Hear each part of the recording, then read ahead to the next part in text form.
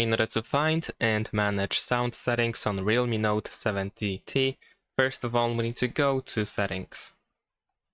Over here we're gonna scroll down a little bit and we need to go to Sounds and Vibration. Here we have some vibration options first with the Do Not Disturb mode, and of course we also have D&D mode settings.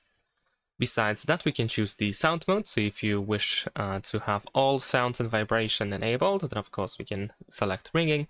We can also use only vibrations, and we can also use the silent mode which turns off every sound. Here we have volume sliders, so you can adjust the loudness of media, calls, ringtone, notification, and alarm.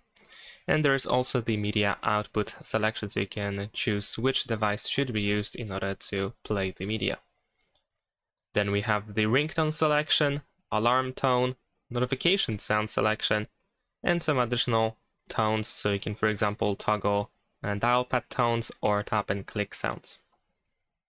There's also a reality audio section, which looks like this, so you can choose one of these profiles, and that's pretty much it.